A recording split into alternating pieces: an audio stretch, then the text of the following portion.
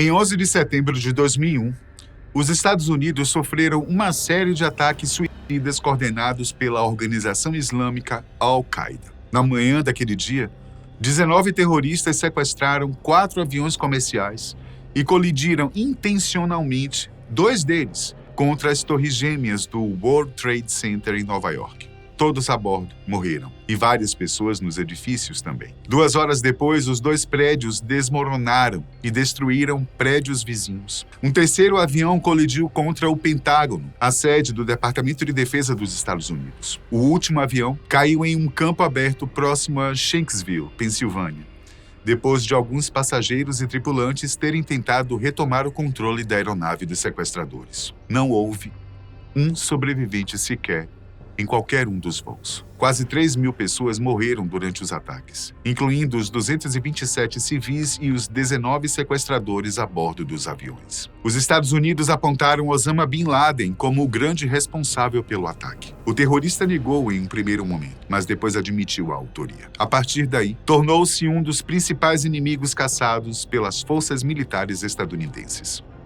O homem que quase por uma década foi a pessoa mais procurada dos Estados Unidos acabou sendo encontrado graças à identificação de um de seus mensageiros pessoais.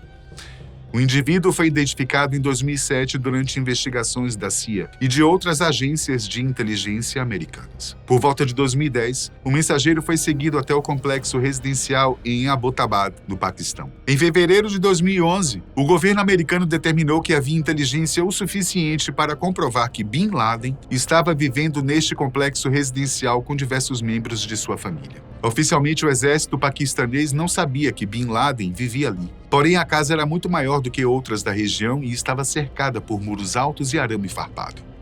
Com construção terminada desde 2005, a casa com certeza foi percebida pelas autoridades do país. As investigações sobre o paradeiro do líder da Al-Qaeda levantaram suspeitas de que alguns membros da inteligência do exército paquistanês estivessem protegendo líderes de grupos extremistas. Um oficial afirmou que o complexo havia sido inspecionado enquanto estava sendo construído. Na ocasião, suspeitavam que um outro membro da Al-Qaeda estivesse lá. Porém, o oficial disse que desde então a casa não esteve no radar da inteligência paquistanesa e que essa falha seria constrangedora para a agência. Em março de 2011, o ex-presidente norte-americano Barack Obama liderou a primeira das 5 reuniões do Conselho de Segurança Nacional para discutir a operação para invadir o complexo no Paquistão. No dia 2 de maio de 2011, Obama dá uma ordem. Um grupo de 25 soldados da Marinha invade o complexo em Abbottabad, Paquistão. A operação leva 40 minutos no total. Eles chegam do lado de fora do complexo em 2 helicópteros. Além de Bin Laden, uma mulher e 3 homens, incluindo um filho, são mortos. O corpo de Bin Laden é identificado por uma de suas esposas e por um teste de DNA.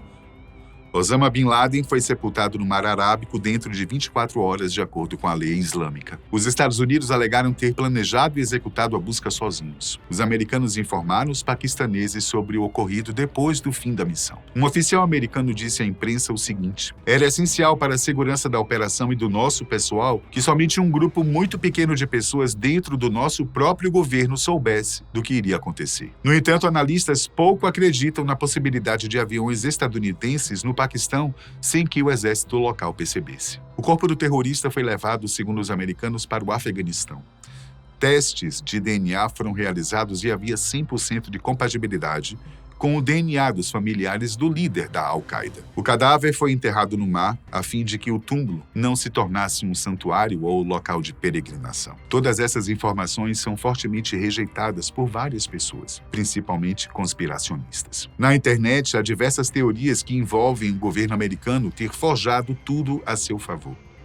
Correspondentes disseram na época que muitos no Paquistão duvidavam da morte. Em um debate na rádio BBC Asian Network, muçulmanos britânicos também se mostraram céticos. No quesito imagens ou vídeos, há pouquíssima ou quase nenhuma prova. Pelas leis americanas e internacionais, os assassinatos são proibidos. Além disso, execuções extrajudiciais só são permitidas durante conflitos armados. Os americanos disseram que o líder da Al-Qaeda resistiu durante a operação, mas não está claro como ele poderia ter resistido, já que disseram também que estava desarmado. De acordo com o professor britânico de direito Philip Sands, A legalidade da operação dependia do que o Paquistão sabia, do que o país autorizou, de quais eram os objetivos dos Estados Unidos e do que aconteceu quando os soldados confrontaram Bin Laden. Os Estados Unidos têm para si o ótimo argumento que tinham o direito de agir para proteger seus cidadãos contra um inimigo. Mesmo que o uso de força letal tenha sido ilegal, a lei internacional reconhece que há circunstâncias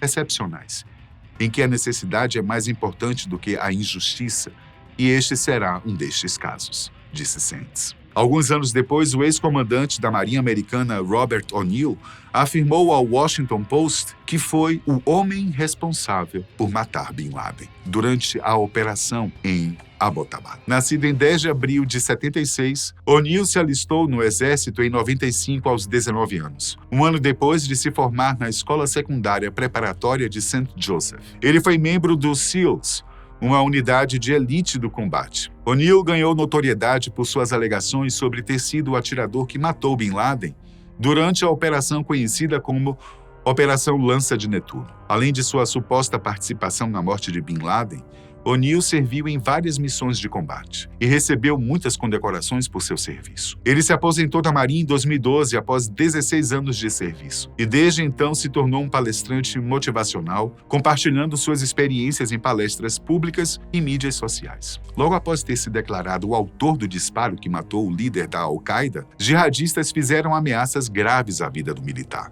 Fotos de O'Neill, acompanhadas de mensagens em árabe e em inglês com pedidos de vingança pela morte de Bin Laden, foram divulgadas no Twitter e no fórum dos jihadistas de Al-Minbar. Tudo isso de acordo com o site Organismo de Vigilância das Redes utilizadas por extremistas islâmicos. O'Neill revelou ao jornal que decidiu revelar seu nome após sofrer um vazamento do Sofrep, um site de ex-combatentes SEALs. O vazamento foi uma reação natural ao anúncio que o canal Fox News fez em 2014 sobre seu novo documentário, chamado O Homem que Matou Osama Bin Laden. O produto audiovisual revela a identidade de O'Neill como algoz do terrorista. O ex-combatente da Marinha nasceu em Montana e obteve múltiplas condecorações. Durante a operação em 2011, era o segundo na posição de ataque. Seu companheiro errou o tiro quando avistou o líder da Al-Qaeda. Aproveitando a situação, Robert disparou. Bin Laden estava ali parado com as mãos nos ombros de uma mulher e a empurrava para frente, relatou O'Neill. Apesar da escuridão do quarto onde Osama estava, o atirador viu claramente o rosto do terrorista com sua mira de visão noturna e atirou. O militar disse ter visto o crânio do inimigo partido e, por isso, teve certeza de sua morte. Segundo o jornal, 2 integrantes do comando da operação confirmaram a identidade do ex-soldado. Em um primeiro momento, O'Neill não queria revelar sua identidade, apesar de já ser conhecido nos altos círculos militares, no Congresso e por alguns meios de comunicação. No entanto, após um encontro com familiares das vítimas dos atentados contra as Torres Gêmeas, o militar entendeu que deveria falar sobre a operação. Para ele, isso ajudaria a sinalizar um desfecho para toda a questão. O comandante dos Navy SEALs, o contra-almirante Brian Luso, e o chefe mestre das forças, Michael Magarati, não gostaram da ideia. Ambos divulgaram uma advertência que lamentava a decisão de quebrar o que destacaram como um princípio fundamental dos Marines. Para eles, os combatentes não devem anunciar a natureza do próprio trabalho, e muito menos buscar reconhecimento por suas ações. No entanto, apesar da vontade de O'Neill de dar um desfecho ao caso, não foi o que aparentemente ocorreu. Membros da Força Especial da Marinha dos Estados Unidos que participaram da operação deram relatos conflitantes a respeito de quem de fato deu o tiro que encerrou a vida de Bin Laden. O relato de Robert O'Neill, que aproveitou os holofotes para viajar pelos Estados Unidos dando palestras motivacionais, foi contestado por uma fonte próxima a um outro integrante dos SEALs. A fonte, ainda que anônima, disse que ouviu de um membro da equipe que o tiro fatal foi disparado por 1 ou 2 homens que entraram no quarto onde Bin Laden estava antes de O'Neill. O Washington Post disse que o combatente reconheceu que outros 2 atiradores também atiraram no líder da Al-Qaeda. Isso inclui Matt Bisonet, um ex-SEAL que escreveu um livro sobre a operação chamado Não Há Dia Fácil. No livro não há uma definição de quem matou Osama. Em 2013, a revista Esquire publicou uma entrevista com um membro anônimo dos SEALs que alegava ter atirado em Bin Laden. Posteriormente, foi revelado que o indivíduo era O'Neill. Porém, outros veículos de comunicação questionaram o relato. Um artigo intitulado Quem Realmente Matou Bin Laden foi escrito por Peter Bergen, analista da CNN e especialista na Al-Qaeda. Peter citou um SEAL ainda em serviço na época, que afirmou que a reportagem da Esquire era pura mentira. Um representante da organização de palestrantes de O'Neill disse que não podia comentar nada na época. O advogado do ex-militar e escritor Bissonette, Robert Luskin, reconheceu que por algum tempo seu cliente esteve sob investigação criminal, tanto pelo Serviço de Investigação Criminal da Marinha, quanto pelo Departamento de Justiça dos Estados Unidos. O motivo seria violações da lei de espionagem, já que o antigo marinheiro não buscou autorização oficial antes de publicar seu livro, e mesmo assim, Bissonette negou qualquer irregularidade. Agora, voltando à questão de Robert, o ex-SEAL envolveu-se em uma polêmica recentemente. O'Neill foi preso no Texas no dia 23 de agosto de 2023, após gravar um podcast num estabelecimento de charutos. A prisão do militar aconteceu diante das acusações de intoxicação pública e agressão com lesões corporais. Tudo teria acontecido no condado de Collin. O suposto algoz de Bin Laden pagou uma fiança no valor de $3.5 mil e foi liberado no mesmo dia. A polícia se negou a dar mais informações sobre a prisão e o ex-combatente se recusou a falar com a imprensa estadunidense sobre o assunto. Anteriormente, O'Neill já foi acusado de dirigir alcoolizado em Montana, mas a acusação foi retirada em 2016. Promotores e advogados chegaram a um acordo para liberá-lo porque ele estava tomando medicamentos prescritos para tratar uma doença. Em 2020, ele foi banido pela Delta Airlines por se recusar a seguir os protocolos para a pandemia de Covid-19, como usar máscara. Voltando ao fato de Robert ter assassinado Bin Laden, este fato é objeto de debate até hoje. Outros membros das Forças Especiais ainda contestam a versão de Robert O'Neill. Convenhamos, há muitos motivos para isso. Primeiramente, as operações militares são naturalmente sigilosas. Portanto, um participante declarar abertamente sua participação é um tanto quanto estranho e até mal visto por membros das corporações. Além disso, várias pessoas participaram da operação. O próprio O'Neill confirmou que outros combatentes entraram com ele no mesmo quarto onde Bin Laden foi morto. Ainda assim, ele é o membro mais conhecido que alega ter sido o atirador responsável. Porém, outros militares também estavam presentes e contribuíram para o sucesso da missão. A identidade dos envolvidos, obviamente, é mantida em sigilo por questões de segurança e para preservar a integridade das equipes. Portanto, muitos militares acreditam que a divulgação pública da identidade do atirador pode comprometer a segurança de todos os envolvidos. Aproveitando a relativa fama que atraiu para si, Robert escreveu um livro chamado O Operador, os tiros que mataram Osama Bin Laden em meus anos como um guerreiro do time SEAL. O texto foi lançado em 2017 e detalha as experiências do ex-militar como membro dos SEALs da Marinha.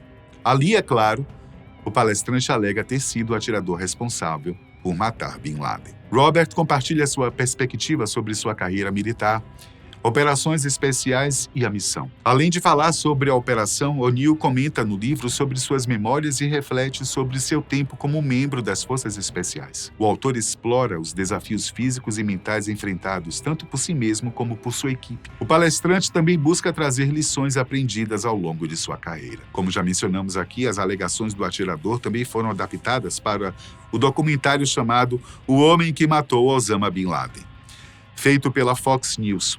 Divulgado em 2014, explora a história de O'Neill e sua versão dos acontecimentos.